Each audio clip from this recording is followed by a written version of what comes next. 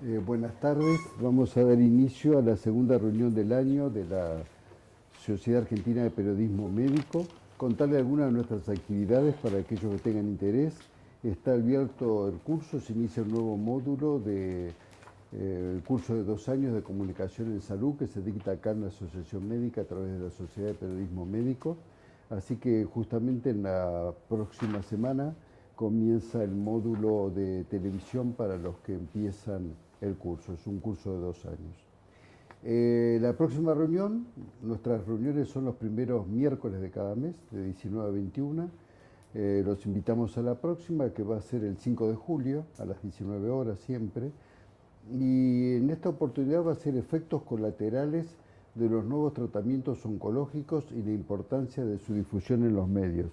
La gente está acostumbrada a escuchar quimioterapia, se me cae el pelo, pasa tal cosa, y resulta que los nuevos medicamentos tienen otros efectos que no tienen nada que ver y que la gente habitualmente desconoce.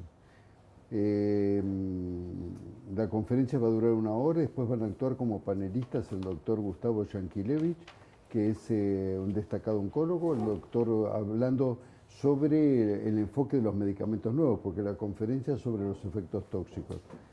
El doctor Carlos Araujo, que nos va a hacer, todos estos son aportes de 5 o 6 minutos cada uno, nos va a hacer un comentario sobre la evolución de los medicamentos oncológicos. La doctora Lidia Valle, que es dermatóloga, porque es justamente las toxicidades son dermatológicas. La licenciada Esther Daniel, que es psicooncóloga y va a contar cómo afecta estas nuevas formas de toxicidades en los pacientes desde el punto de vista psicológico. Y después, bueno, nuestra Sociedad de Periodismo Médico va a estar la periodista de prensa escrita Agustina Sucri, responsable de la edición de Suplementos Salud del diario La Prensa, y la periodista de radio y TV Ana María Forte. Así que ese es el tema para la próxima reunión. La reunión de hoy va a estar coordinada por la doctora Estela Maris Casalaspro. El tema, las urgencias en salud mental más allá de la guardia y de la internación. La doctora Estela Maris Casalaspro es doctora en fonoaudiología, jefa del Servicio de Fonoaudiología del Hospital Álvarez, docente de la UBA y de la Universidad del Museo Social Argentino, periodista médica. Ella trabaja con nosotros ya que es miembro de nuestra comisión y ha sido expresidenta de nuestra sociedad, y también ha ocupado la presidencia de la Asociación Municipal de Fonoaudiólogas. Es directora de tesis doctorales y jurado de tesis doctorales en la Universidad del Museo Social Argentino. Ella va a ser la encargada de coordinar y va a presentar a cada uno de los panelistas. Doctora Casalastro. Bueno, gracias Mario. Bueno, aprovecho y saludo al presidente de la Sociedad Argentina de Periodismo Médico que acaba de entrar, el doctor Claudio Geini. Bueno, esta mesa tengo el honor de coordinar, es un lujo máximo. Realmente cuando yo hablaba con el doctor Ricardo Díaz de estos temas, era impensado para mí, que estoy en el equipo de salud del Hospital Álvarez hace muchísimos años, y que siempre me intereso por cosas particulares y novedosas. Me pareció que es un tema que hay que difundirlo más, de la manera como se trata al paciente psiquiátrico en el Hospital Álvarez. Es un grupo de trabajo que está liderado por el doctor Ricardo Díaz, y la verdad me place muchísimo poder hacer esta presentación. Bueno, la mesa se llama, como dijo el doctor Bruno, Urgencias en Salud Mental, más allá de la guardia y de la internación. El doctor Ricardo Díaz Buján es psiquiatra, coordinador del equipo de urgencias de salud mental del Hospital Álvarez, coordinador general de residencias y concurrencias en salud mental, psiquiatría, dirección de investigación y desarrollo profesional del Ministerio de Salud, del Gobierno de la Ciudad Autónoma de Buenos Aires. Docente adscripto de la Facultad de Medicina, UBA, ex docente de las cátedras Psicoanálisis, Escuela Francesa y Metodología Psicoanalítica, de la Facultad de Psicología de la UBA. Los demás panelistas yo los voy a ir presentando a medida que terminemos con el primero, su disertación, y también son muy prestigiosos y trabajan dentro del mismo equipo. Bueno, yo le agradezco a la doctora Casalaspro la deferencia de haberme invitado, a la gente de la SAPEM también, y a la gente de la AMA. Bueno, no sé, yo empezaría un poco por contar un poco la historia del equipo, porque ya lleva más de 20 años, que no es poco. Acá está una de las primeras está presente justamente una de las primeras que estuvo en el equipo, además de los que van a hablar, ¿no? Que son supervisores, pero una de las primeras coordinadoras. Hay otros que no están, que les comento no están porque, por ejemplo, dos de las fundadoras en este momento viven en París y Barcelona, así que no les fue mal, ¿no? Pero digamos que en este momento no les comenté que íbamos a hablar de ellos.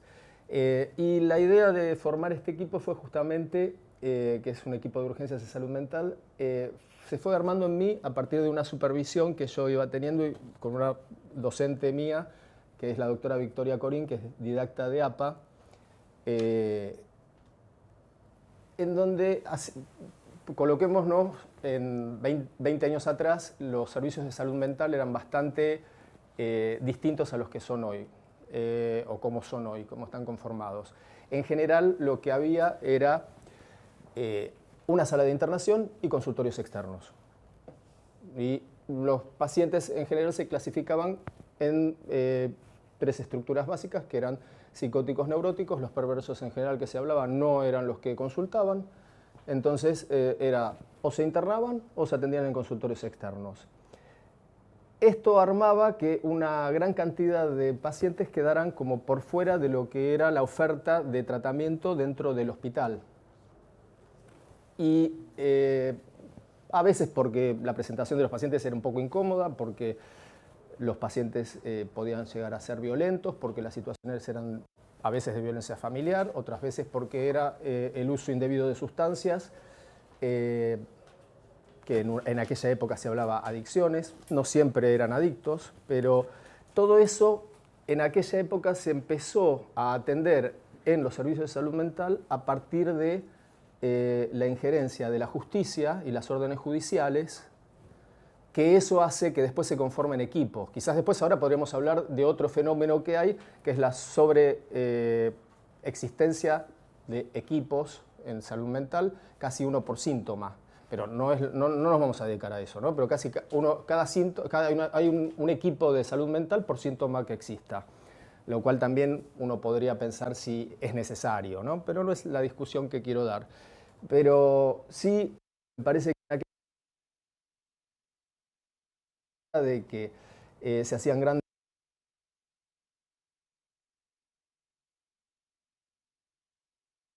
los pacientes o entraban por la puerta, digo, podían esperar, y si no, terminaban entrando como por la ventana, o se terminaban internando. Y las presentaciones estas, que eran un poco incómodas, en general eran rechazadas. Ni que hablar los intentos de suicidio.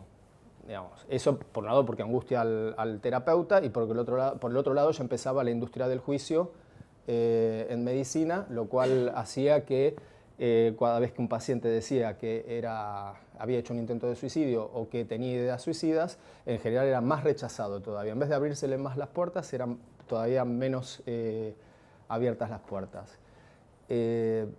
Bueno, de esta forma fue que se me fue armando a mí la idea de que nosotros estábamos actuando un poco como Procusto o Procrustes, que es un personaje de la mitología griega, que era un bandido que a la gente que se quedaba en camino a Atenas,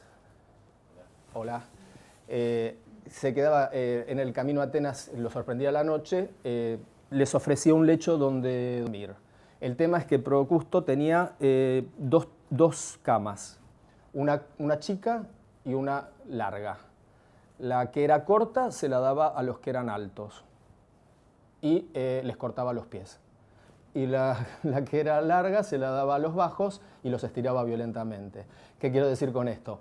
Que nosotros funcionábamos un poco así. O sea, o el paciente era psicótico o era neurótico, iba a un lado o al otro, y si no quedaba en una indefinición que no se sabía por dónde ir. Y esto armó para mí la necesidad de salir de las listas de espera, salir de la internación necesaria, evidentemente, para cada paciente que fuera psicótico, y armar un equipo que, bueno, se armó con muy poca gente en principio en aquella época. Yo creo que lo que no, digamos, que el profesional de salud mental, el tema que tiene en general, es que siempre como que tendemos a quedar bien parados. Y siempre el problema es del paciente, ¿no? Entonces, bueno, tuvo que esperar y no pudo esperar lo suficiente, se descompensó, es un problema del paciente, no es un problema nuestro. Si es un paciente que pudo esperar, bueno, todo bien, pero el que no podía esperar y se descompensaba se terminaba internando. Entonces eso a mí me hacía mucho ruido. Conclusión es que se me ocurre armar este equipo y la verdad es que, bueno, yo divido en 5 ítems esto, ¿no?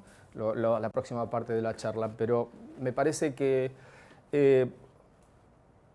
una de las cosas que quisiera transmitir es que no se necesita una gran infraestructura para armar eso, sino pensar en turnos dados con rapidez, que no es una gran infraestructura, sino un poco de predisposición y dejar un espacio como para esa posibilidad. Es decir, que con la misma infraestructura de un equipo de consultorios externos, uno puede dar otro tipo de atención al paciente. No se necesitan muchos más recursos que esos. Eso por un lado. Por el otro lado, cuando estaba pensando en la cuestión económica y de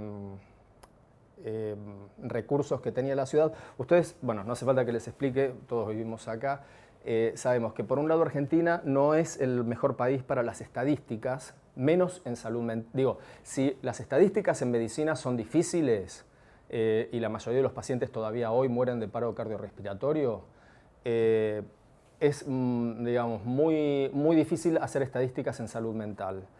Pero recurrí a un trabajo que se llama, digamos, hecho por británicos, Pagando el Precio, que lo hicieron en el 2007, para proyectar cómo podían bajar, un estudio prospectivo de cómo podían bajar los costos de la atención en salud mental para el año 2026. ¿No? Esto lo hicieron en el 2007, lo presentaron en el 2008, y les digo algunos números que a mí me parece que vale la pena, no los quiero aburrir con esto, pero digo, para tener una idea de cuánto sale y podernos tomar, más allá de la inflación, de todas las cosas que nosotros podemos tener, este estudio de Macron, Danasiri y Spatal y otros más, lo que hacen es pensar en cuál es la población actual, en ese momento, ¿no? En el 2008, y cuál iba a ser en el 2026. Lo único que piensan es que la patología no cambia, por lo menos en las proporciones, si lo que cambia es la cantidad de gente, adultos mayores de 75 años que iban a tener para el 2026, o sea que sustancialmente la patología proporcionalmente iba a ser la misma. Lo que encontraban era cuánto les salía una semana de internación, ¿no?, al gobierno británico para un adulto, y lo que decían es 281 libras la semana, 521 libras en un adulto mayor, ¿no?, de psiquiátrica, la internación psiquiátrica estoy hablando. ¿Y cuánto les salía la hora de atención, que era 48 libras, la hora de atención por consultorios externos? Después por patología, cuánto es que se atendían, y se daban cuenta que en promedio un paciente estaba 120, entre 90 y 180 días, pero un promedio de 120 la mayoría, 120, 130 días la mayoría. Entonces sacan estas cuentas y dicen, una depresión, por ejemplo, en general puede salir de la crisis en 26 horas profesional consultorios externos. Y lo que apuntan, por ejemplo, en otros cuadros, por eso digo no los quiero aburrir más, pero dicen los cuadros de bipolares o descompensaciones psicóticas tienden a atenderlas mucho antes de la internación. Es decir, tratan de hacer una forma de prevención, de atención rápida y de no internarlos, de atención por consultorios externos. Y daba la casualidad que, digo, por eso me sorprendí, porque fue a lo que nosotros apuntamos. Nosotros, más allá de la estructura del paciente, el paciente puede ser de cualquier estructura, neurótico, psicótico o todas estas formas intermedias que a veces encontramos, resulta que nosotros tratamos de evitar y de encontrar a la internación como el último recurso. De hecho, la legislación argentina en este momento, que sería otro de los puntos que quería tocar, sea la de la ciudad, la 448, ¿no? En salud mental, o la 26.657, que sería la nacional última que salió hace un par de años, las dos apuntan a tener la internación como el último recurso. Entonces, en ese sentido, estamos como en la misma sintonía. Lo que quiero poner de manifiesto es que, más allá de la frialdad del número y del presupuesto, lo que yo siempre notaba era que a nadie le preocupaba demasiado el sufrimiento del paciente. Es decir, uno, si lo mira por el lado del sufrimiento del paciente, obviamente, cuanto menos lo deteriore al paciente o menos le ofrezca un tratamiento restrictivo como una internación, es mejor. Pero también, si uno toma antes cualquier tipo de estas intervenciones, seguramente que el deterioro del paciente va a ser menor. Entonces, eso me parece que es uno de los puntos más importantes de la charla que yo quiero remarcar. De hecho, ¿no? Por ejemplo, no todos los pacientes obviamente son intentos de suicidio, ¿no? Pero de las 715 consultas que yo tomé de la estadística de estos años, solamente un paciente se suicidó. Y esto no voy a decirlo, digamos, con todo el dolor y todo lo que sea, pero el paciente había sido visto por otro equipo, por 3 profesionales antes, ¿no? Y ninguno se dio cuenta del riesgo de suicida que tenía. Es decir, yo no me di cuenta, evidentemente, pero ninguno de los profesionales que lo vieron antes, porque todos nos sorprendimos, es más, había sido derivado como, bueno, no hay mucho apuro para atender a este paciente, y no reveló en ningún momento la idea suicida. Pero digo, también se evitan, digamos, con la atención rápida se evitan intentos y suicidios consumados, o sea que no es un dato menor. Y lo otro que me parece para destacar es que el solo hecho de ofrecerle al paciente sufriente, padeciente, un espacio donde ser escuchado, eso trae un alivio en la mayoría de los casos. No niego la importancia de los psicofármacos, no niego la importancia del diagnóstico psiquiátrico, ni nada por el estilo, ni de todas las otras intervenciones, pero que cuando uno actúa rápidamente y lo puede escuchar, bueno, uno nota que el paciente se siente aliviado por el solo hecho de poder tener un lugar donde hablar. En cuanto a esto, este último punto me sirve para introducir el tema del psicoanálisis en la institución. Yo sé que es bastante controvertido, que se habló muchísimo, que todo el mundo gastó, digamos, mucho tiempo, muchas digamos, horas en escribir acerca del análisis, el psicoanálisis en la institución, etcétera, etcétera. No voy a dedicarme a eso, ni voy a hacer esa polémica de si medicina, psiquiatría o psicoanálisis, pero nosotros tenemos una escucha analítica. Y para traer, digamos, sé que el público de acá, no todo el mundo obviamente es psicoanalista, pero bueno, me parece que un caso es más fácil como punto de referencia, como para contar cómo actúa el psicoanálisis en estas circunstancias a veces de la urgencia. Les cuento, es una paciente de 30 años que está casada, tiene 2 hijos y que es enviada luego de un episodio en que rompe muchos objetos de vidrios en la casa de la madre. Digo de la madre, es de los padres, pero recalco de la madre, rompe muchos objetos de vidrio en la casa de ella, es llevada a la guardia, de la guardia la medican y me piden un turno para poderla atender. Bueno, se da un turno, se la ve. Uno podría aventurar desde el diagnóstico, digamos, que habían hecho en psiquiatría, etcétera, que era una paciente, no sé, un cuadro de excitación psicomotriz en una paciente impulsiva, podría pensar una locura histérica, si bien no deliraba, Cuando cuando yo le pregunto en la primera entrevista qué era lo que le había llevado a hacer eso, no puede definir demasiadas cosas, lo único que dice es que se había cansado de callar. Una frase bastante enigmática, digamos, bastante cerrada y que poco uno puede decir. Le pregunté más de eso, no puede decir. Bueno, pero como uno, digamos, tiene cierto oficio en esto y empieza a preguntar por un lado y por el otro, en un momento pregunto sobre la estructura familiar. Entonces, cuando habla de la estructura familiar, ella comenta que a los 4 años había sido abusada por el tío materno, o sea, el hermano de la madre, en la casa del mismo, porque la tenía que cuidar en ese día, que ella, cuando vuelve a la casa, le cuenta a la madre esta situación y que la madre, bueno, obviamente se alarmó, la bañó muy largamente, la revisó y le encontró lo que ahora ella, con el tiempo, pensaba eran manchas de semen del tío. Bueno, en contra de todo lo que podemos pensar que pudo haber hecho la madre no hizo nada y lo que hace es continuar su vida familiar como si nada. Con lo cual continúa reuniéndose con el hermano en las reuniones familiares, los cumpleaños, etc. Y ella contaba como muy tortuoso para ella y muy triste la situación de estar las Navidades y los fines de año brindando con el tío que la había abusado. Entonces, digo, a la luz de esa situación, ¿no? La intervención mía fue que, bueno, yo entendía de otra forma eso de que se cansó de callar, lo cual para ella es bastante sorpresivo, ¿no?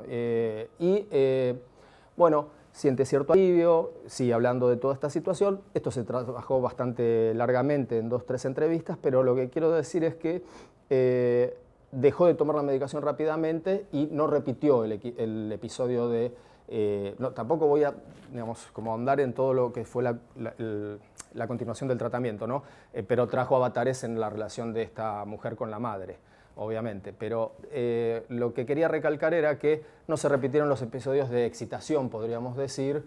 No importó mucho si era una locura histérica, si era una excitación psicomotriz en una impulsiva, si era una psicótica, si no lo era, sino que fue mirado más así, de esta forma que nos trae, lo voy a citar porque me parece, en la conferencia del sentido de los síntomas, Freud, cuando dice que el psicoanálisis es a la psiquiatría como la microscopía a la anatomía patológica, de alguna forma. Y me parece que hay algo de eso, que no es contradictorio en absoluto, digamos, ¿no? Sino que pone el ojo sobre otra cosa. Bueno, yo les agradezco que estén acá, le agradezco a todos los que vieron, ahora los que van a hablar, la gente que me acompaña, algunos de los cuales trabajan conmigo en el equipo, algunos que trabajaron conmigo muchos años, como Daniela Gazda, que hace muchos años que venía trabajando con nosotros, y vas a presentar a la siguiente disertante, que es... Sí. Lo que yo te quería preguntar, si es posible, el tema de las entrevistas Sí. a los pacientes.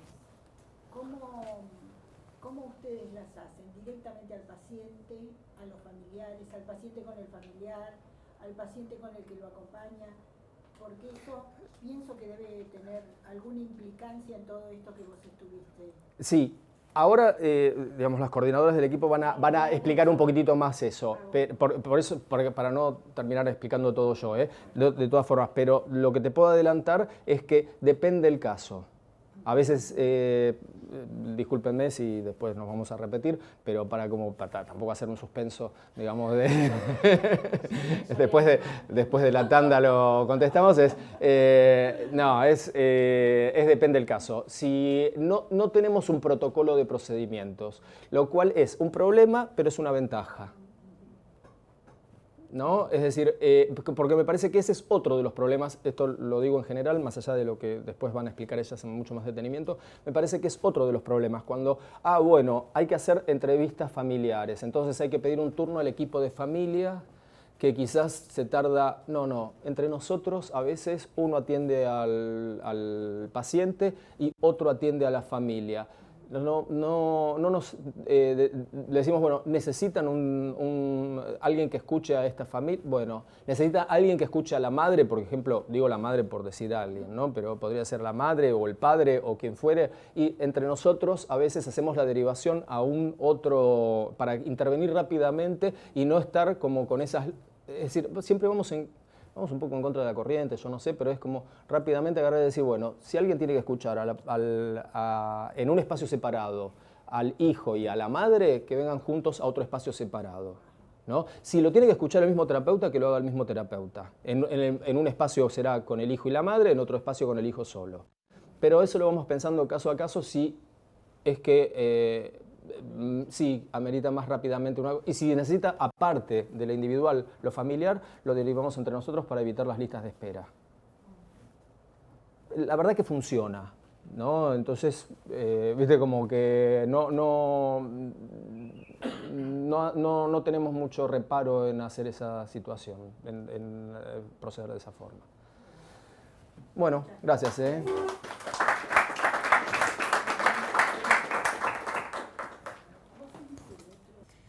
Bueno, estamos hace muchos años en el equipo, como decía Ricardo, y cuando empezamos, coincidíamos las dos ayer cuando charlábamos un poco de esto, que lo novedoso, lo que nos pasó cuando empezamos a ir, primero que por qué se llamaba de urgencias, nos preguntábamos cuando empezamos a ir al equipo, y un poco nos preguntábamos, bueno, ¿cómo se pensará la urgencia y qué hará el psicoanálisis, ¿no? Con las urgencias pensadas en el hospital?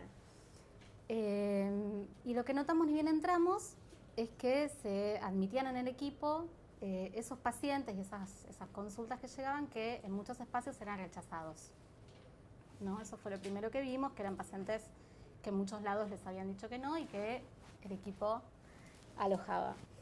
Y después lo que también vimos es que tenía armado todo un dispositivo, el equipo, que en la lógica de ese dispositivo lo que se veía todo el tiempo es que en lo primero que se pensaba eran los pacientes. Y ayer hablábamos con Mariel que, bueno, eso fue una invitación a quedarnos. Ni bien empezamos, de hecho, bueno, fue así. Como que enseguida nos pareció que estaba muy bueno ese modo de trabajo. Ayer pensábamos, ¿no? ¿Por qué eran rechazados y en ese momento los pacientes y por qué son ahora también a veces rechazados? A veces pasa en el hospital, Ricardo, vos podés decir lo que dicen, bueno, no, mandar urgencias. Esos pacientes que están medio que no se sabe dónde meterlos, no, mandar urgencias, decirle a Ricardo, ¿no? Y se empieza a ir así por el hospital. Entonces, bueno, empezamos a pensar por qué se los rechazaba. Y en realidad, lo que coincidíamos ayer es que por qué no cumplen con las condiciones ideales para tomar un paciente en tratamiento. Entonces, bueno, decimos, ¿qué son las condiciones ideales, ¿no? Entonces fuimos a Freud, que en algún momento, en el caso donde él trabaja la joven homosexual, sobre la psicogénesis de la homosexualidad femenina, él plantea que la situación ideal es que alguien, ahí lo voy a leer al maestro porque no me quiero equivocar en tal cual lo dice, alguien en lo demás dueño de sí mismo sufre de un conflicto interior al que por sí solo no puede poner fin. Acude entonces al analista, le formula su queja y le solicita su auxilio. O sea, si era todo perfecto como debería llegar un paciente. Asimismo, en ese mismo texto él afirma que las situaciones que se apartan de esas son más o menos desfavorables para el análisis y agregan nuevas dificultades a las que ya presenta el caso, dice Freud. Bueno, dijimos, claro, nosotros tomamos todos pacientes que se alejan mucho de esta definición. O sea, es clarísimo encontrarnos con un paciente que llegue y dice, me está pasando esto, que nos demande, que lo ponga en palabras y que nos pida ayuda. Entonces empezamos a pensar que, bueno, ¿qué se hace con estos pacientes que no presentan estas condiciones mínimas para poder ser atendidos, ¿no?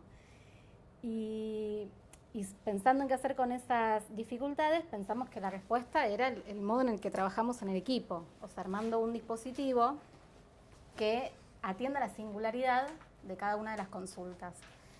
Todo lo contrario, hacer encajar al sujeto en algo que esté preestablecido, siguiendo la línea de lo que decía Ricardo. Bueno, ¿cómo es este dispositivo? Está compuesto por diferentes espacios que empiezan desde la admisión, que ahora los va a contar un poco Mariel, y vamos a seguir la charla en todos los diferentes espacios que arman esta lógica de trabajo. Bueno, ¿qué tal? Buenas noches. Tenemos 4 espacios nosotros. El equipo admisor, un grupo grande, todo el equipo que funciona una vez a la semana, 2 subgrupos, el equipo se divide en 2 grupos chicos y las supervisiones. En estos 4 espacios logramos entre todos buscar el mejor tratamiento para ese paciente. como decía Ricardo antes, no hay un tratamiento estandarizado, sino que va a depender de cada paciente con lo que vamos escuchando. Eli citó a Freud, yo puedo citar a otro de nuestros maestros, a Guillermo, y él habla de nuestro equipo como hacer de la urgencia. Guillermo Saidón, uno de los supervisores. Que después va a hablar, pero nos donó una frase. o la tomamos, más que nada. La tomamos. Que él dice de nuestro equipo es hacer de la urgencia un tratamiento y poner a trabajar esto que irrumpe en la guardia con el paciente. Nosotras con Ricardo lo llamamos tratamientos a medida. Nos gusta llamarlo así porque cada vez es algo nuevo y algo específico para ese paciente. ¿Cómo recibimos los pacientes? Casi siempre por la que llegan directo por la guardia. Ahí los recibe el equipo admisor.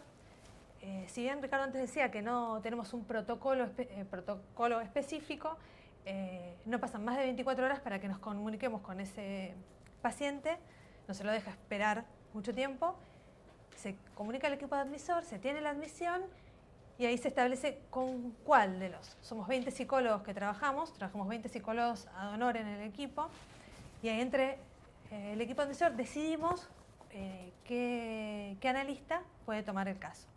Lo contamos en el grupo grande y ahí a ver si el analista quiere tomarlo o no. Si decide, se le pasa la historia clínica y también de vuelta. No puede pasar mucho tiempo sin que se comunique con él. Yo creo que sí, es inmediato. Sí, en una semana ya te Una semana ya. Menos, muchas veces. Sí, también ha pasado que ayer nos acordamos que de la guardia mismo, o sea, llega un paciente a la guardia y de la guardia mismo lo mandan un miércoles, que saben que estamos seguros y todos trabajando y por ahí lo mandan en ese mismo momento y dicen, bueno, si se lo puede ver, y Ricardo ha pasado que 1000 veces lo vio al paciente ahí en...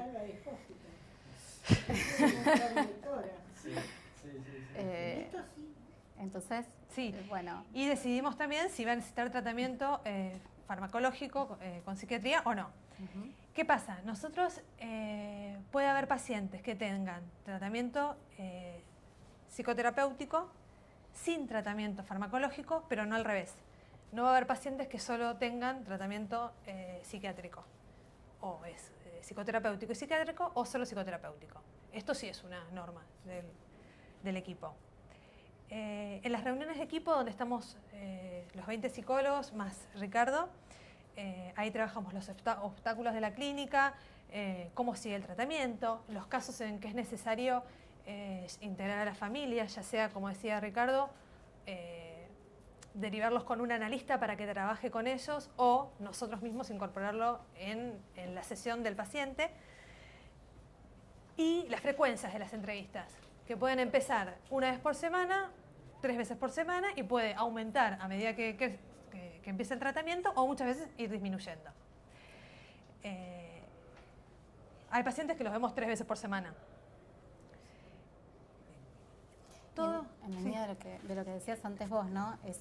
Un poco esa era la respuesta de, bueno, si hace falta, se trabaja con la familia o se trabaja en otro espacio con la familia, pero también nos ha pasado que se cita a un amigo si no hay familia, o sea, se cita a cualquier persona con la que nosotros podamos hacer una red que nos acompañe en el trabajo, ¿no? Que eso también a veces desde el psicoanálisis, un amigo, vamos a llamar a un amigo para que venga, y sí, lo hemos hecho, hemos llamado amigos con tal de que ese paciente, bueno, podamos asegurar las condiciones.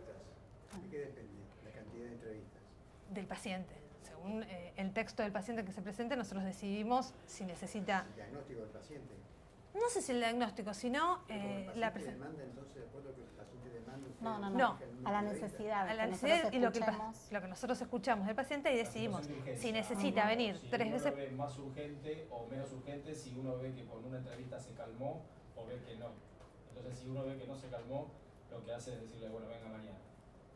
En lo posible que haya una familia más o menos continente y que pueda más o menos acompañar. Uno hablar con el que lo acompaña, etcétera, y le puede llegar a decir, miren, no lo deje solo, mañana a las, no sé, 10 de la mañana vuelvan acá y uno se hace un horario como para atenderlo y va viendo día a día cómo va evolucionando. También los Yo decía que no es que o sea, si bien no hacemos el hincapié que la cura va a venir por el lado de la medicación,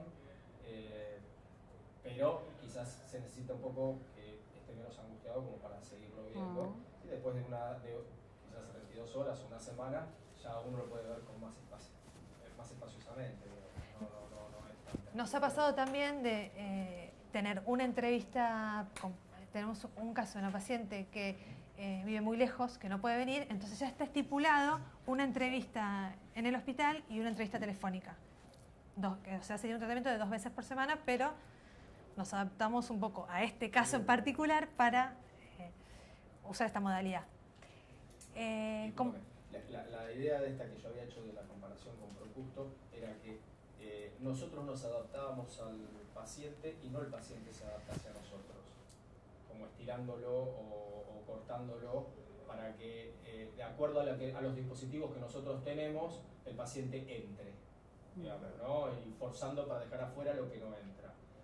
Sí, utilizamos como último recurso la internación, pero la idea es adaptarse al paciente, no que el paciente se adapte a nosotros, no que se adapte a la cama chica o a la cama grande acorde a las dos posibilidades que tenemos, ¿no? Lo vemos una vez por semana o 2 veces por semana y bueno, y si no entra, mala suerte. Sería como, bueno, necesita 3 y bueno, que venga 3. Necesita venir mañana y bueno, que venga mañana.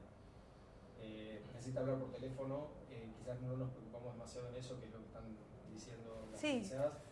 Bueno, hablamos por teléfono y quizás eso calma un poco, ¿no? Una situación que entonces puede hacer que espere hasta mañana sin internarse. Generalmente... Y obviamente si no está la guardia, que de hecho de la guardia, acá tenemos una representante, digamos, ¿no? Que a veces es inevitable tener que mandar a algún paciente a la guardia, de todas formas, porque no hay posibilidades de que espere ese tiempo hasta mañana.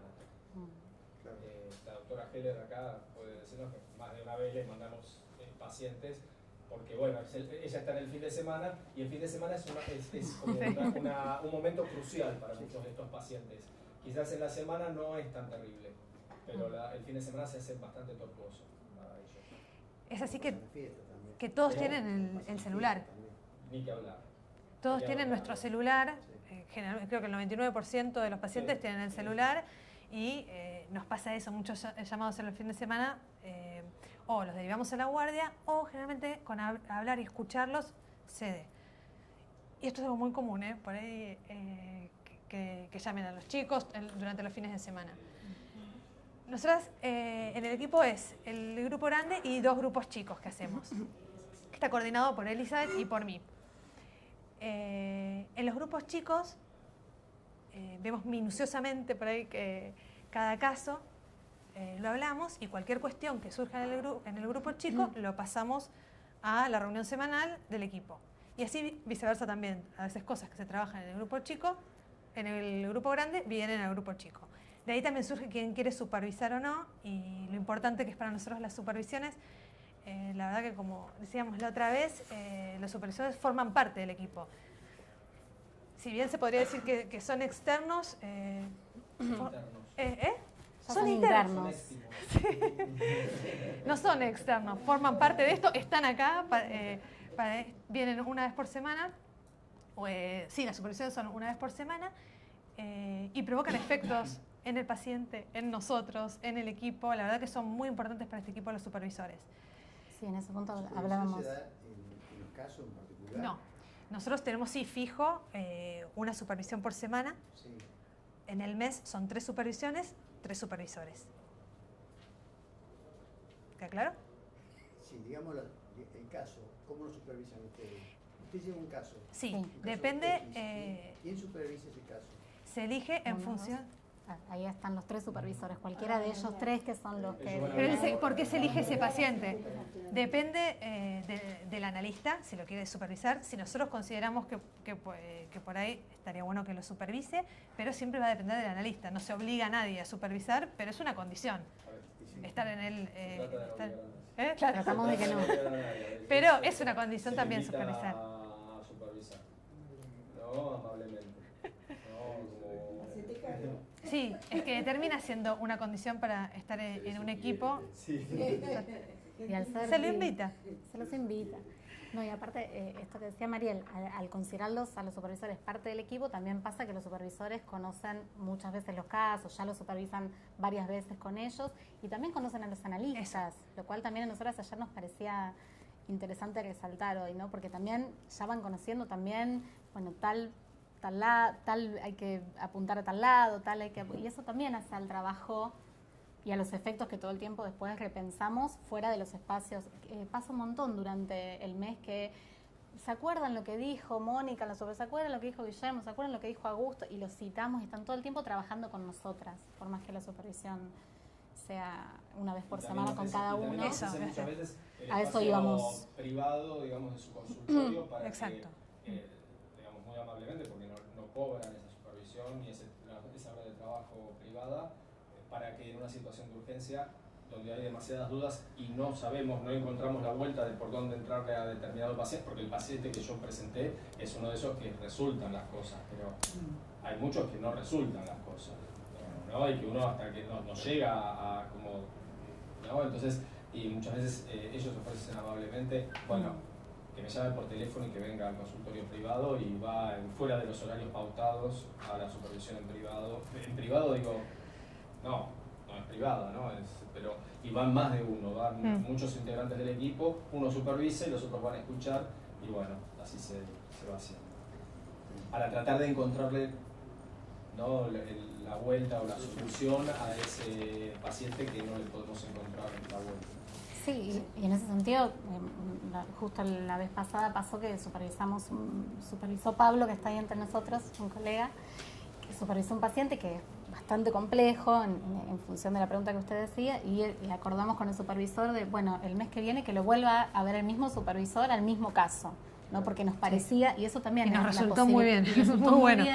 Resultó muy bien para Pablo y para nosotros, y eso también, saber que ellos van a venir todos los miércoles, una vez por mes cada uno, nos da esa posibilidad también de, bueno, lo seguimos, que eso a veces en los hospitales es muy difícil de lograr, esa continuidad. Porque nosotras pensamos cuando ya armamos la charla que cada espacio, que también lo habíamos charlado en un momento con Guillermo, que cada espacio de estos que nombraba Mariel hacen un tratamiento diferente, no un tratamiento, un caso diferente cada espacio. O sea, una cosa a veces... Se va armando, disculpa que yo interrumpa, pero se va armando el caso con, digamos, si no, a veces el trabajo en el consultorio externo es muy solitario. Totalmente. Es el sufrimiento del paciente, el terapeuta lo que piensa y ahí quedó. En cambio, de esta forma se puede compartir algo que es en ese espacio entre cuatro paredes de la consulta. Se tiene que hablar con un grupo más grande de gente, digamos, que los demás escuchan y uno tiene que obligarse a explicar qué es lo que está haciendo con ese paciente. Se habla en el grupo grande después, que es otra vuelta más que tiene. Y además se da otra vuelta más en la supervisión. Digo, y con todo eso uno va armando el caso. Totalmente. No es solamente el trabajo solitario es un trabajo grupal paredes y supervisa uno si quiere o si no quiere y se ve, sino que eso obliga a que uno el terapeuta tenga todo el tiempo en la cabeza ese paciente más allá del momento, ¿no?, de atenderlo al paciente. Sí, de hecho esa particularidad también hace que casi todos conocemos a los pacientes de todos. Claro. O sea, solemos decir, tal, y todos ya sabemos y todos conocemos los pacientes de todos. Y en ese punto también en las reuniones opinamos todos de la misma forma, no importa el momento de formación en el que estemos, estamos todos opinando y todos armando el caso y armando el tratamiento. A mí me parece que es un... Sí, el narcisismo se deja bastante de lado. Tratamos de que... Y la otra cosa que me parece casos. que es interesante es que cuando hay una licencia de alguno, sí. ya los demás saben cuál es el paciente y muchas veces ya alguien se ofrece, yo mientras que vos te vas de vacaciones, si es que necesita algo lo atiendo, o ya totalmente. se le pone un horario con otra persona. No todos los pacientes necesitan durante la licencia de un terapeuta un reemplazo, no todo paciente lo necesita, pero en el caso de que lo necesite, ya hay un montón de gente que sabe quién es y generalmente alguien se ofrece a esos 15 días atender, o un mes, en verano, que generalmente son las licencias de un mes, yo te lo atiendo, no hay problema, este mes yo me quedo, vos te vas de vacaciones, yo me quedo, y lo va viendo, hay una solidaridad entre... Sí. No se interrumpe el tratamiento. No, en algunos casos no. Y no es lo mismo seguramente que lo atienda, es decir, no es lo mismo, no, seguro que no es lo mismo, pero bueno, está cubierta esa situación de decir no lo dejamos en banda durante un mes, que bueno, es un problema otra vez, no sería el problema del paciente. No tuvo terapeuta durante un mes, bueno, se descompensó, que vaya a la sala, bueno, no. Tratemos de que no vaya a la guardia, que sea el último recurso, la guardia o la internación. Bueno, creo que eso, porque ya van a sumar los supervisores y... Vamos a dar un gran aplauso. Antes que aplaudan. No se van a ir después. Nos quedamos acá, nos quedamos acá. Y seguimos hablando de No, pero preguntita sí, dale, Gur. Yo lo que quería saber también era el tiempo del tratamiento. Ah, mira. Sí, Qué interesante. Dura el tiempo de la urgencia y en general, más allá del caso por caso, el tiempo está acotado a la urgencia y la crisis, o después hay como una continuidad, o después lo deriva a la consultoría. Entonces, ¿cómo se trabaja en el tiempo? ¿No? ¿Quieres empezar? No, no tenemos un tiempo estipulado como tantas sesiones. Vamos escuchando al paciente, son sus requerimientos. Pero Y no. La verdad que Resuelta la mayor... urgencia, puede ser No. un mes, 2 meses, No, 3 años tenemos a A veces- pacientes... no, pero a veces hay pacientes que tienen un mes, 2 meses, a veces dejan el paciente deja porque se vio solucionado su problema. También, claro. Y a veces, si es necesario, hay pacientes psicóticos que están años. Totalmente. Y cuando vemos que está evolucionando y que está haciendo un proceso, no le interrumpimos el tratamiento, a pesar de que los términos institucionales sean de 3 meses, etcétera, a ese tratamos de mantenerlo. Si está compensado y vemos que anda bien, lo seguimos atendiendo.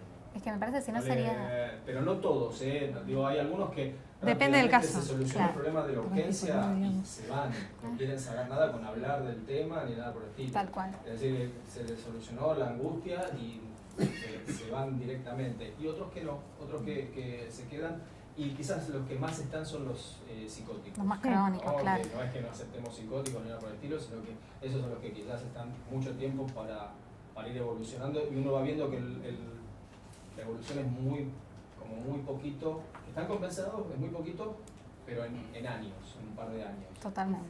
No, yo estoy muy agradecida al equipo porque quiero decir que no tengo sábados de guardia en el hospital y tengo el celular de Ricardo, no del resto, que podría ahora Ahora habilitamos.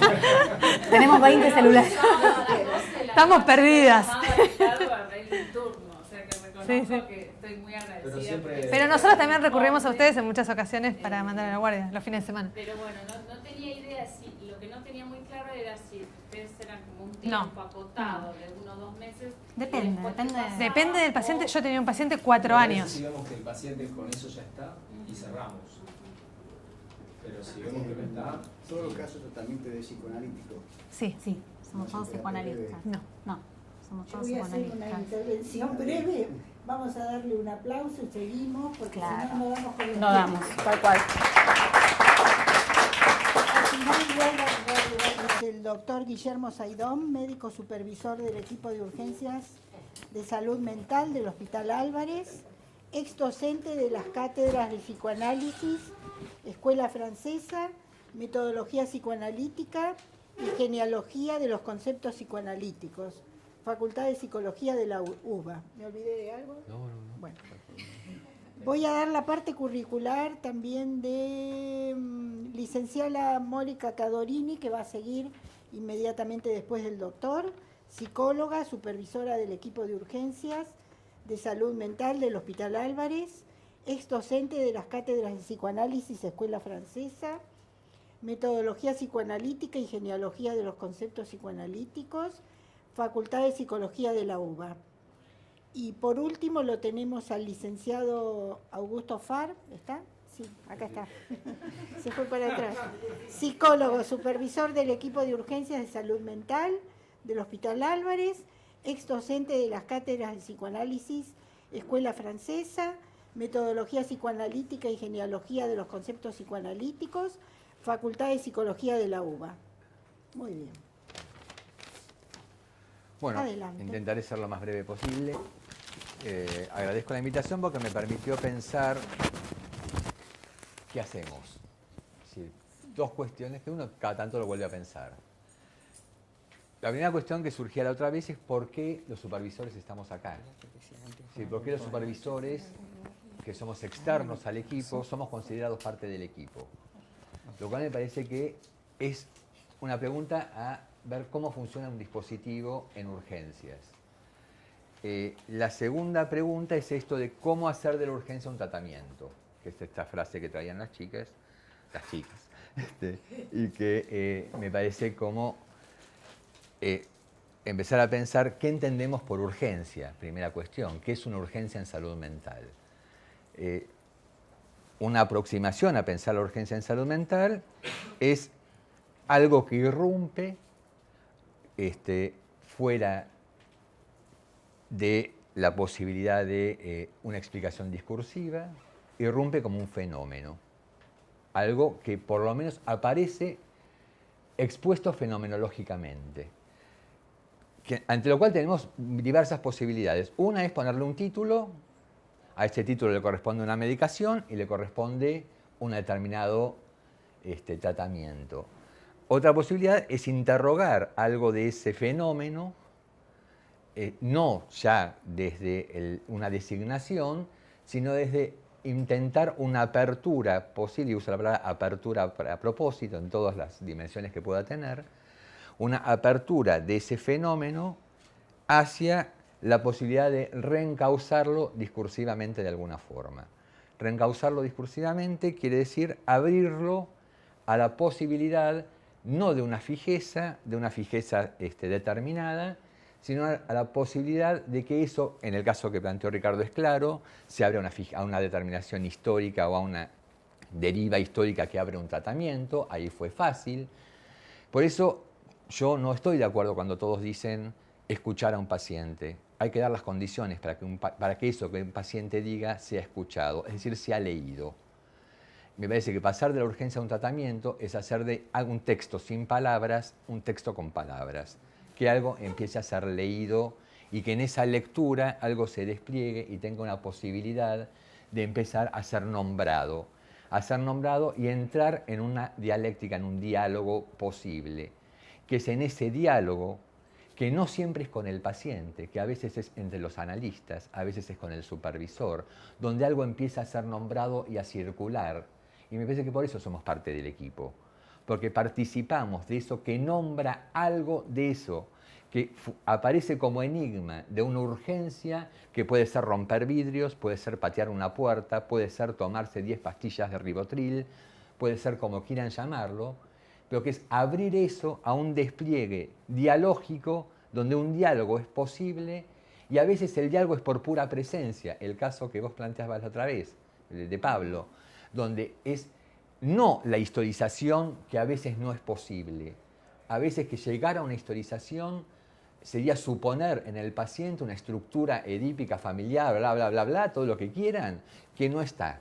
Y que a veces eso se construye en acto, en la presencia de un analista que empieza a ocupar un lugar, a escuchar, a darle posibilidad de lo que nosotros técnicamente llamamos transferencia, pero bueno, a dar la posibilidad de que algo se despliegue, de que algo se abra, y en esa apertura que se construye la posibilidad de que esa urgencia deje de ser urgencia, de que esa urgencia pase a ser tratable, sea nombrable, sea dicha, sea un discurso posible, sea un caso. Es a partir de ahí que se construye la posibilidad de decir, romper vidrios ya no es romper vidrios, pudo ser decir algo, puedo decir, en este caso, me cansé de callarme, y ese cansar de callarse poder constituir un síntoma y empezar a poder pensarse, a historizarse, a relacionarse, o simplemente a preguntarle al analista si es cana o no es cana, y en ese si es cana o no es cana se empiezan a jugar diversas posibilidades, porque creo que en la urgencia, y ahí voy a dar, lo que nos encontramos es con una perturbación impresionante de cualquier relación con el otro en todas las dimensiones, con el otro en la dimensión cotidiana, en la dimensión de el otro que puede ser pensado como un enemigo, que puede ser pensado como una amenaza, que puede ser pensado como una ausencia, o en el otro en la estructura simbólica o la estructura más estructural, podemos llamarla así, si queremos bajarlo, sé que me lo pueden discutir todo eso. Está abierta la discusión, yo que con Mónica sobre todo.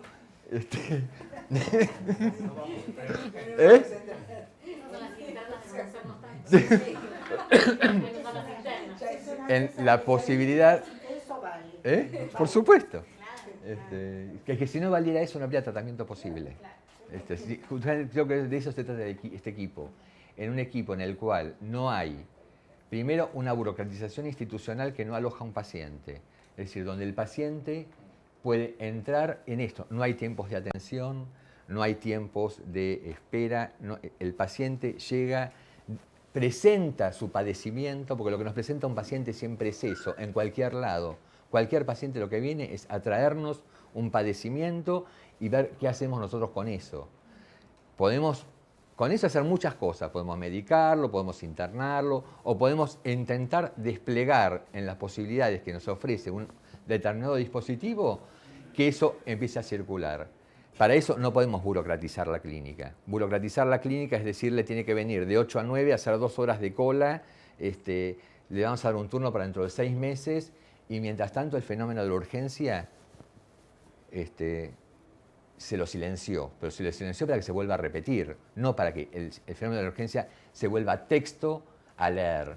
Creo que lo que hace este equipo es intentar dar una lectura a un texto mudo, que es el del fenómeno de la urgencia. Hasta ahí.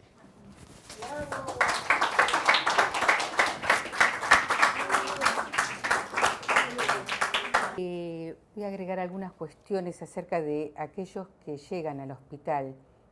También podemos decir que caen al equipo. Y me centraré fundamentalmente en la tarea, el trabajo que cada profesional realiza. Aquellos que recurren, sean por voluntad propia o traídos por otros, llegan al hospital con diversas presentaciones. Ya comentaron bastante de las presentaciones, pero digo, estas presentaciones pueden ser malestares, padecimientos, angustia. También vienen muchos nombrando su sufrimiento con nominaciones que portan de la marca de la época actual, como por ejemplo ataque de pánico. Pero fundamentalmente llegan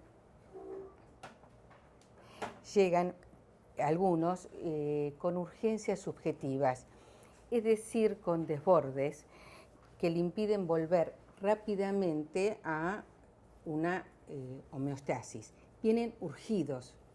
Yo prefiero cambiar el término de urgencia por el término de aquellos que vienen urgidos. Queda claro que estos pacientes que vienen urgidos, que vienen en urgencia, son pacientes que hablo de cualquier estructura. Estamos hablando en cualquier estructura, bien, no importa. No es una cosa exclusiva de la psicosis.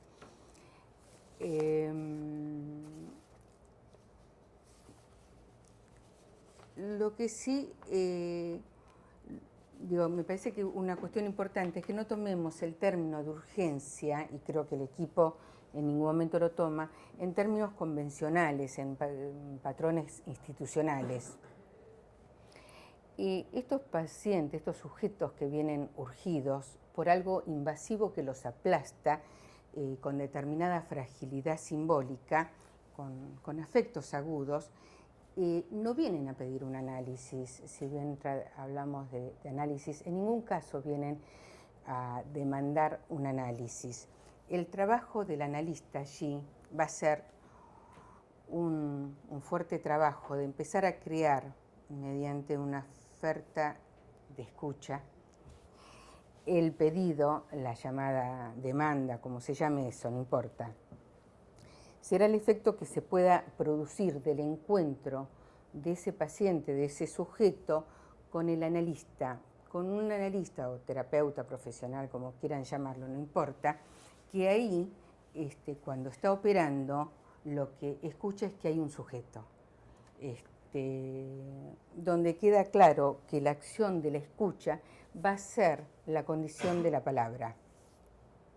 Recordemos que cuando hablamos de hospital estamos hablando de un término que implica el hospedaje, el alojar, significa huésped, lugar donde se aloja a cada uno, es decir, para cada uno habrá un dispositivo para atender en su singularidad. No hay el dispositivo, sino habrá un dispositivo para cada uno. Lo que importa es que este sujeto que cae o lo traen encuentren otro que otorgue el tiempo al acto de hablar. cada uno de los profesionales de este equipo está centrado en una práctica que ya escucharon, está orientada por el psicoanálisis y trabajan a partir de una tarea marcada por la operación freudiana, en donde la intervención indicada intenta en todo momento evitar que el psicoanálisis, la práctica del psicoanálisis en este equipo sea una mántica o sea una hermenéutica, es decir, que no lo reduce en una generalización, sino que una vez y otra vez es el caso por caso. Este trabajo, en algunos casos, después de años, tal vez alguien puede, en algún tratamiento de esto puede venir un análisis, pero después de un gran trabajo de los profesionales. El doctor Lacan lo llamaba entrevistas preliminares, trabajo previo, no importa cómo se llame. Lo que sí, donde el sujeto en principio se calma cuando encuentra que alguien le ofrece un lugar, que alguien lo escucha. Es una función la función de alojar. Vos decías de lectura.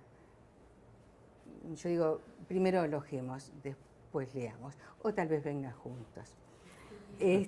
Espacio de un tiempo en donde, después lo discutimos en el café, espacio de un tiempo en donde no se responde en este equipo en ningún momento con un repertorio de procedimientos ya estipulados.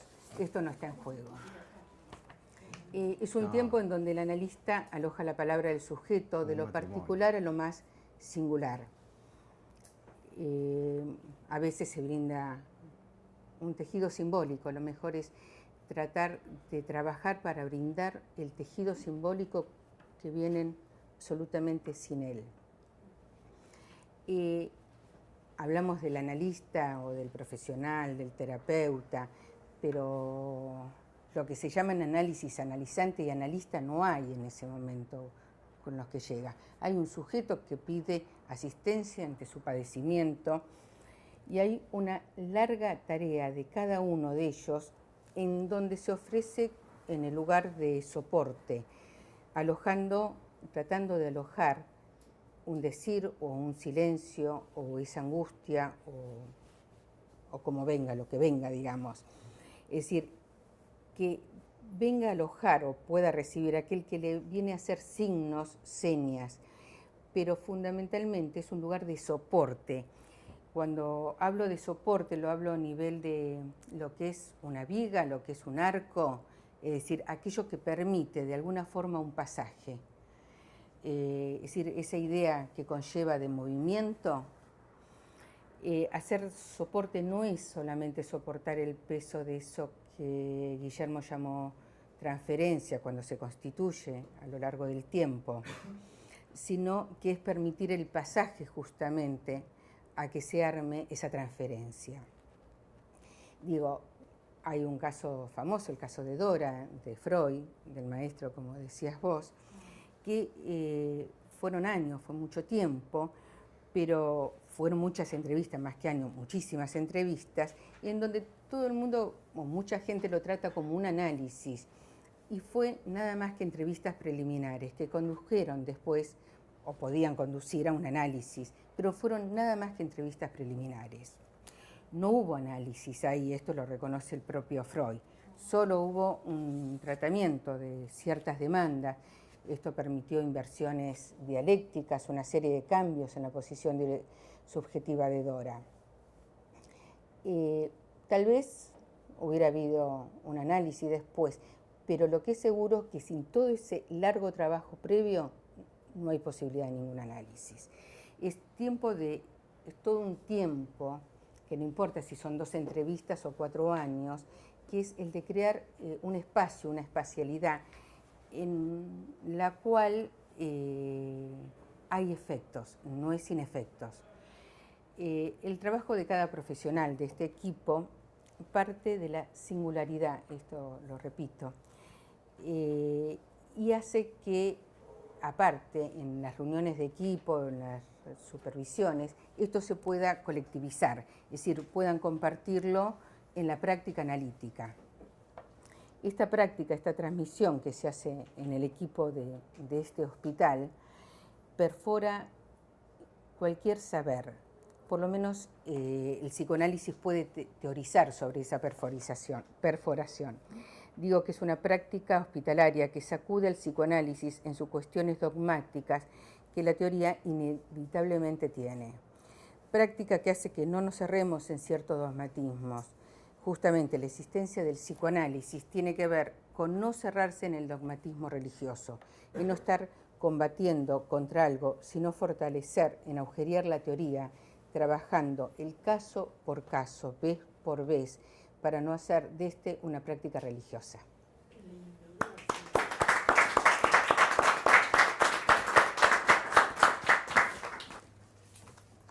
Bueno, ante todo, buenas noches y muchas gracias por la invitación.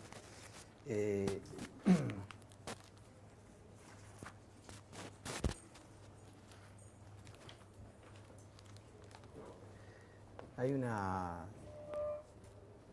frase de Lacan que me parece bastante oportuna, y es que lo que no se puede decir no se puede callar, ¿sí? Entonces la pregunta sería, ¿dónde habla?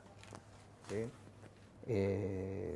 Hemos visto a lo largo de las locuciones anteriores que habla muchas veces en los pasajes al acto, en los silencios, en las ausencias, en las impulsiones, en los acting, ¿sí? En las patologías narcisísticas diversas, digamos, que salen todas ellas de la sujeción tan a veces fija de la neurosis, la psicosis y la perversión, y sale también de la idea de que haya algo inclasificable, ¿sí? También pensaba que en Análisis terminable e interminable, Freud dice una frase que me parece interesante en este contexto. El analista debe juzgar haber hecho consciente en el paciente tanto de lo reprimido y esclarecido lo incomprensible. Y me parece que nosotros, más que esclarecer lo reprimido, digamos, porque eso supondría la puesta en forma del síntoma, ¿sí? Y muchas veces no tenemos la brújula del síntoma en estos pacientes, ¿sí? Están estas actuaciones, estos duelos no constituidos, esta historia no nombrada, ¿sí? Estas ausencias no nombradas, etcétera, etcétera, es que intentamos esclarecer algo de lo incomprensible, ¿sí? Y esclarecer algo de lo incomprensible es, podríamos decir, como dijeron mis colegas anteriormente, la puerta de entrada a un tratamiento posible, ¿sí? Me parece que lo interesante es crear las condiciones de posibilidad, ¿sí? Y que se esclarezca algo de lo incomprendido, ¿sí? No solo nombrarlo, sino trabajarlo, realmente se lo trabaja, ¿sí? El trabajo, en ese mismo texto, Análisis terminable e interminable, Freud dice que el trabajo analítico se cumple de manera óptima, cuando las vivencias patógenas pertenecen al pasado, de suerte que el yo pudo ganar distancia de ellas. En estados de crisis aguda, el análisis es poco menos que inutilizable, ¿sí? Esto me parece importante, porque a veces ni siquiera tenemos yo. Digo, se ve claramente la implosión del yo, ¿sí? Y la implosión de la historia. La historia no está hilvanada, no está constituida, no hay modo de leerla, ¿sí? O sea que para poder reescribir la historia hay que escribirla primero, ¿sí? Así que primero tenemos que empezar no por reescribirla, sino por escribirla, ¿sí? A veces se inscribe con el paciente en acto, efectivamente, ¿sí? Y me pareció interesante porque hubo una mención a las neurosis actuales, ¿sí? Que la importancia de la urgencia es que nosotros, me parece que la operatoria que hacen ustedes, ¿no? Los analistas, los terapeutas, es sustituir lo actual. O sea, dicho de otra manera, el desencadenamiento de la crisis actual, y recordemos que para Freud las neurosis actuales no son pasibles de transferencia, ¿sí? Entonces, lo que hacemos es sustituir lo actual, ¿sí? ¿Vieron las revistas de actualidad revista de actualidad, en una semana se puso de novio con tal, ¿sí? A la otra semana ya no tiene novio, tiene otro novio, ¿sí? Dicho de otra manera, lo actual no tiene anclaje, ¿sí? Se desliza en la superficie, ¿sí? Metonímicamente. Entonces, lo que hacemos, me parece en ese sentido, lo que hacen ustedes, lo que hacemos conjuntamente, que es que el desencadenamiento de la crisis actual se transforma en un presente, ¿sí? Y es el presente el que en la temporalidad está sobredeterminado por el pasado. Lo actual no tiene anclaje y la actualidad, ¿sí?, huye en la superficie, claramente. Recordaba, no lo recordaba ahora, lo recordé hace unos días, porque vieron que a veces la gente dice, no, cuando venía en el auto recordé tal cosa. Yo la verdad que cuando vengo en el auto no recuerdo nada, ¿sí? Trato de manejar y estar atento, digamos. Entonces, esto lo recordé hace tiempo. Lo que pasó con un músico ruso, Dmitri Shostakovich, que estrenó la Sinfonía número 7 en 3 movimientos en el momento en que Leningrado estaba siendo sitiada por los alemanes. A los rusos no se les ocurrió mejor cosa que poner parlantes, ¿sí?, poner parlantes cerca de donde estaba sitiada Leningrado para que los alemanes escucharan música, en el momento en que la obra se estrenaba.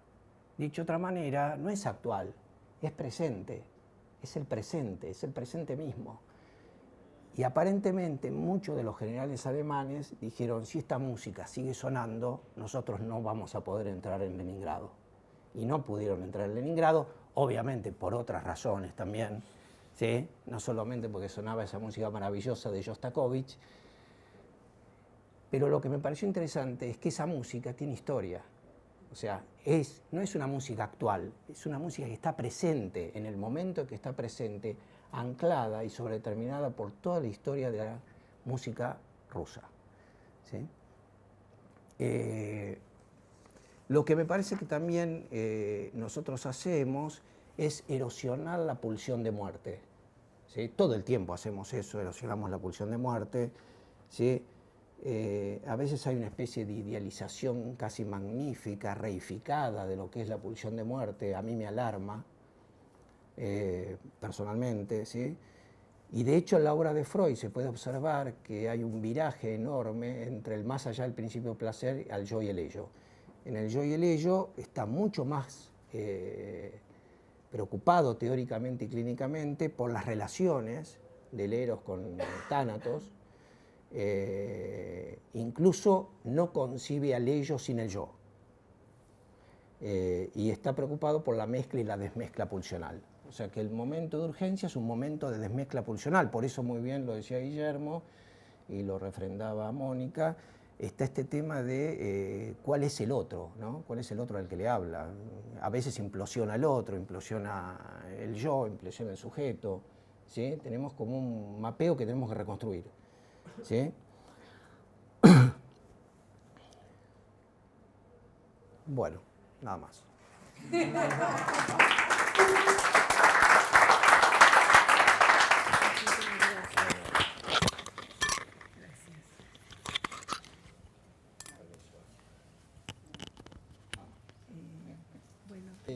No sé, hacemos preguntas, charla, ¿no? Vos conducís. ¿Dar alguna conclusión vos de lo dicho en general y después damos lugar a las preguntas?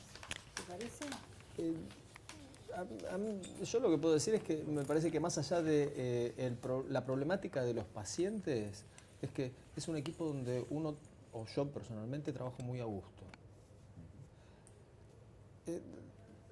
Da cosa decir eso, ¿no? Porque los pacientes no la pasan muy bien. ¿No? Entonces uno como contrasta, pero que tratamos de hacer lo posible para disminuir el sufrimiento de esta gente. Después, bueno, cada uno habrá elegido, no sé, psicología o psiquiatría o medicina por las razones particulares de cada uno y todas valen. Pero me parece que ese clima, ¿no?, a pesar de la dificultad de la temática a la cual abordamos, está presente en el espíritu del equipo. ¿no? Trabajar a gusto, ir con ganas, ¿no? Después podría dar detalles que no vienen al caso, pero digo, tener que resignar un poco el narcisismo de exponerse frente al resto, a equivocarse frente al resto, a probar sin demasiadas dificultades. Y bueno, después esto que yo decía, que no, es circunstancial, pero si esto se pudiese trabajar mejor como modelo en general en los hospitales, hay otra parte que yo me olvidé hasta inclusive de decir, que es el costo que le trae al sistema, no solamente por lo poco económico de la internación, sino al sistema por lo poco económico que es que el paciente dejaría menos de trabajar si más rápido fuese atendido, y al sistema judicial muchas veces, si las situaciones están judicializadas, lo carísimo que es para el sistema estatal toda la cuestión legal que va alrededor y es un costo aparte. Pero independientemente de los costos, porque si no pareciera como que siempre estuvimos hablando de efectividad, costo-beneficio, ¿cómo? Costo-beneficio, etcétera, uno puede trabajar bastante a gusto con un modelo que quizás parezca antieconómico. Y eso es algo que no se ve siempre en el hospital, ¿no? De hecho, la gente trabaja ad honorem, digamos. Eso me parece un punto complicadísimo. Es complicadísimo. En un punto se sostiene en el entusiasmo, claramente, Y bueno, el entusiasmo, y eso, no está la remuneración de por medio. Sí, y seguramente pero, que algo de la formación también, digamos, está en juego, etcétera, etcétera, pero de la experiencia, de la formación y todo, pero da una impronta de trabajo con el entusiasmo y con las ganas que a mí me parece que está bueno y que se va manteniendo en el tiempo, porque no todos somos tan nuevos. No voy a dar números, pero no todos somos tan nuevos en lo que vamos haciendo, ¿no? Y sin embargo se sostiene. Entonces, evidentemente, no, los supervisores son de años desde el comienzo del equipo. Digo, claro, pero digo, es del comienzo del equipo que los supervisores están. ¿Cómo? No quise apuntar a eso, pero éramos quizás muy jóvenes y ya no lo somos tanto. Por no decir somos viejos, pero uno se va encontrando que se sostiene inclusive desde mucha gente que está concurriendo, o sea, no solamente los que atienden, sino supervisores, es un conjunto de gente, esta amiga invisible Victoria que yo cité en Bambalinas, ¿no? Que no estuvo, que me llamó para decirme, mira, no voy a poder estar presente por motivos personales, etcétera, pero que resulta que hace años que está como trabajando en esto y dando ideas y aportando desde algún lugar. Bueno, un comentario. Sí. Porque uno tiene que una paradoja. A ver, así se escucha. Que hay una mejor lo paradoja que dice, que me parece que es interesante poder abrirla, por lo menos desplegarla, que es de que, por un lado, la particularidad de este equipo es la ausencia de toda burocratización en el sentido de la posibilidad de acceso a un trabajo que no está particularmente reglado y donde la urgencia tiene lugar por no estar reglado. La urgencia rompe toda regla. La guardia es nunca en la guardia pasa lo que esperamos que pase, pasa otra cosa. Digamos, la urgencia rompe toda regla. Hablando de la posibilidad de alojar la urgencia es que no esté esa regla. Y se sostiene ese trabajo justamente desde cierta posibilidad de entusiasmo particular de un equipo de gente que se va renovando, que va cambiando o no. Digo, porque la posibilidad de replicar ese trabajo me parece complicada. De replicarlo con las mismas particularidades, más allá de lo que Maud Manoni llamaba el deseo del fundador, digamos, ¿no? Maud Manoni decía con su institución, un lugar donde vivir, que cuando ella deje de dirigirla se tenía que cerrar. No, hay que replicarlo. No sé, esa es la paradoja, si es replicable, o en todo caso se deberán armar otras instituciones que permitan alojar desde diferentes posibilidades o diferentes ideas o diferentes entusiasmos la urgencia, no desde la réplica de un modelo, porque la réplica de un modelo es burocratizarlo. Yo quería seguir un poco con la pregunta que hizo, la paradoja que vos planteás, y que me parece que el equipo de urgencias lo que hace es eso que decía Pichón Riviere en algún momento, que pasen los que están. ¿Sí? Dicho de otra manera, no tiene ninguna idolatría por la ausencia el equipo de urgencia, por los que no están, sino por los que están presentes. ¿Sí? Y en ese sentido me parece que el equipo de urgencia también ofrece, porque vos decías, bueno, la urgencia de alguna manera desbarata toda posibilidad de armado, pero por otro lado el equipo de urgencia es en sí mismo un marco de confiabilidad. De confiabilidad, de continuidad y de no delay, que es importantísimo, ¿no? Donde allí la postergación, la burocratización, etcétera, etcétera, incluiría esa temporalidad del delay para después, no es para después, es para ahora. ¿Sí? Entonces me parece interesante por ahí remarcar, incluso a veces que la urgencia hasta puede ser para el supervisor. Yo me acuerdo que me pasó personalmente que al poco tiempo de ir al equipo de urgencias, empiezo a escuchar un material de una psicoanalista que estaba hablando de un paciente varón que tenía mi edad, ¿sí?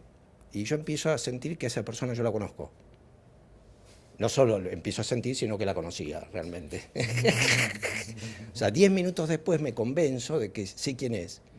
Y ya no podía escuchar. ¿Sí? Entonces paré la supervisión y le dije, a esta persona yo la conozco, fue compañero mío de la secundaria. ¿Sí? Y yo lo que no me explicaba realmente es cómo este muchacho se había venido tan a pique. Porque yo tenía un recuerdo de él de la secundaria absolutamente diferente. ¿Sí? Así que ya lo incomprensible estaba pegado a mi piel, digamos, podríamos decirlo de esta manera. ¿Sí?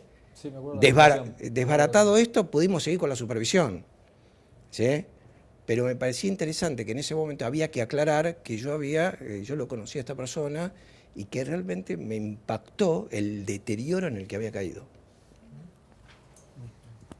Bueno, dejamos abierto para el que quiera preguntar o sugerir algo, felicitar también.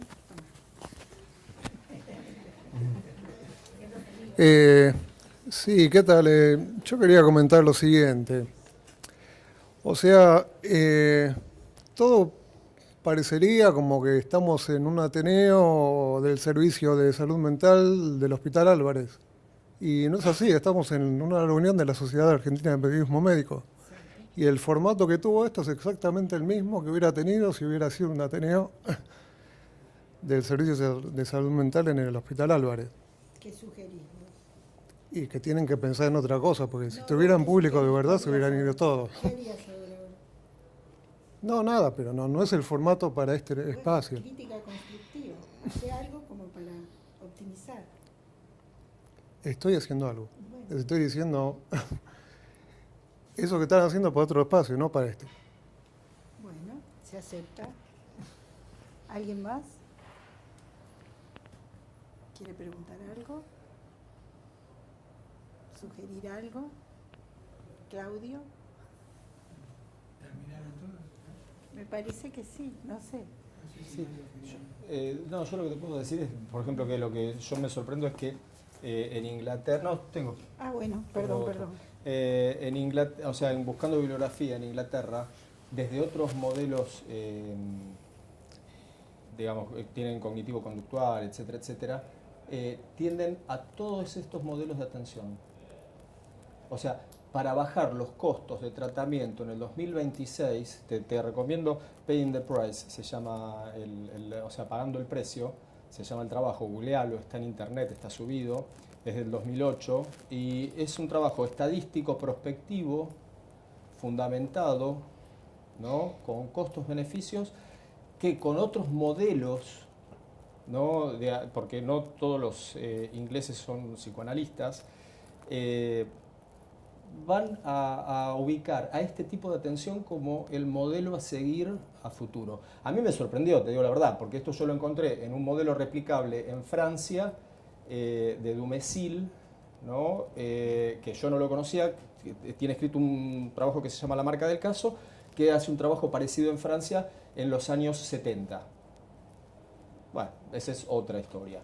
pero el modelo que los ingleses proponen, digamos, más estricto que los americanos y los ingleses para la cuestión estadística, costos y todo demás, es raro encontrar. En este momento, Alemania seguramente, que desconozco porque no tienen un trabajo parecido, pero tienden a ese estilo de atención.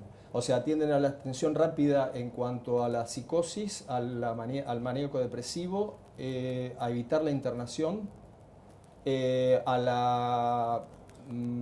al modelo de crisis, de atención rápida en crisis.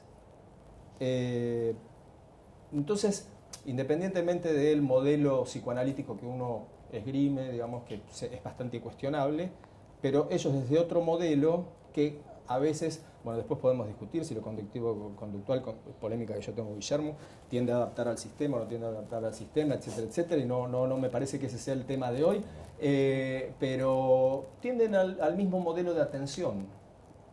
Entonces eso me parece que es algo como para pensarlo, porque ellos, a ver, tengo por ahí la estadística de lo que suponen que podrían ahorrar para el año 26, te lo digo porque es un número escalofriante, y lo dicen desde otro lugar, es decir, no les importa mucho si el paciente sufre más o menos, sino dicen, bueno, ¿cómo es que debería ser?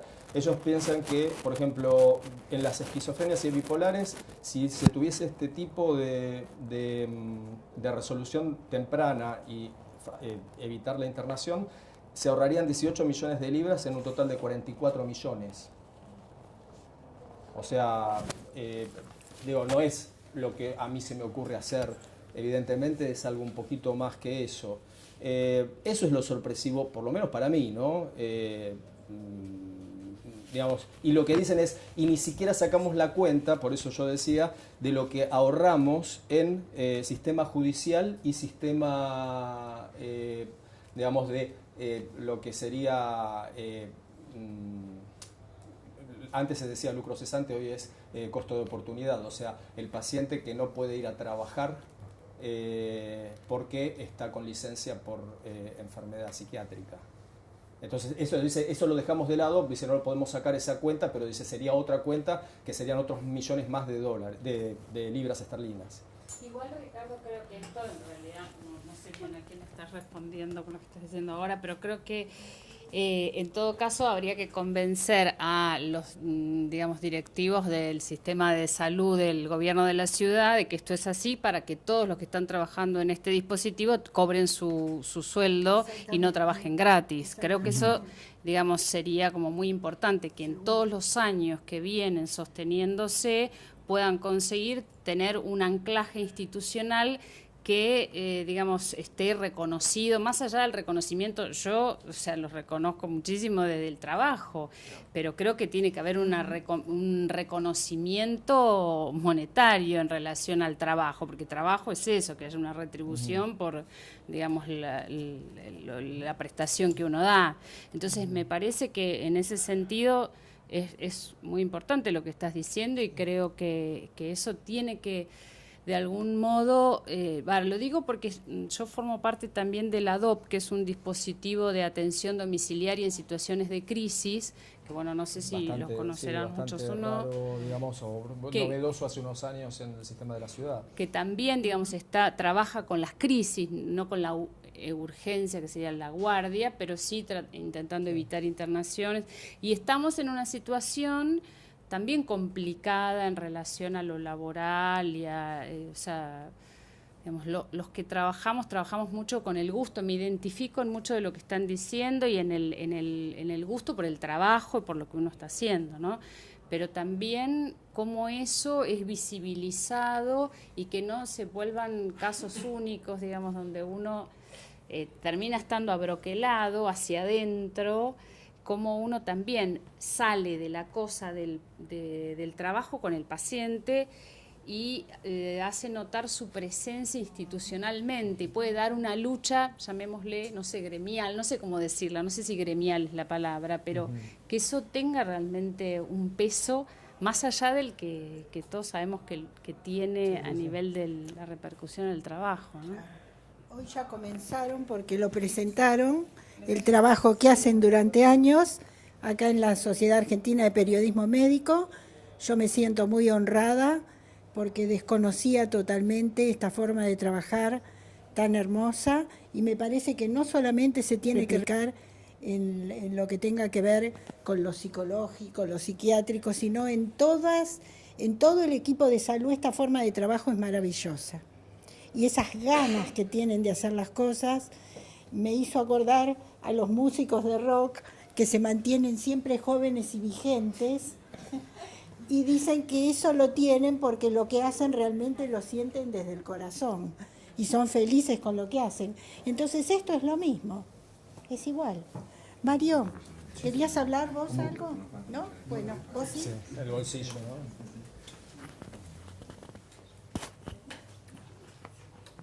Bueno, me apagaron las luces, pero no importa. Lo que verdaderamente estoy asombrado, el grupo que ha venido.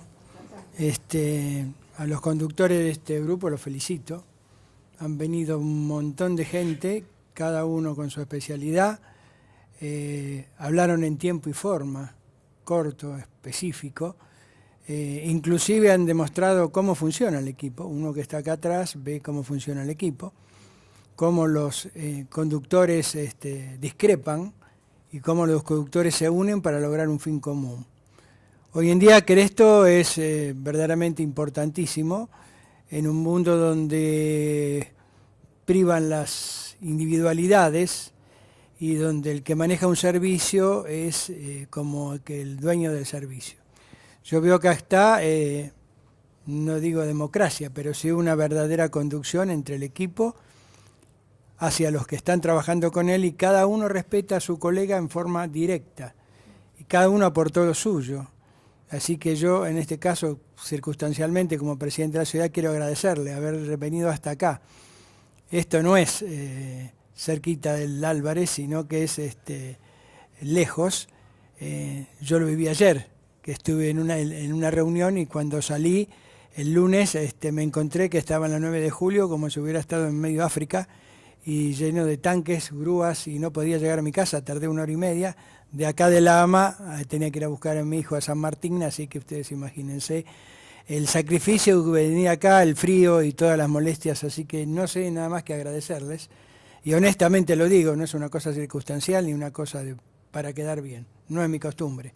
Pero también le agradezco a Estela que siempre cuando se encarga ella de hacer una invitación, tiene una especie de invitarlos que vienen todos. Así que nada más que muchas gracias por estar acá. Un aplauso entre ustedes porque son los más.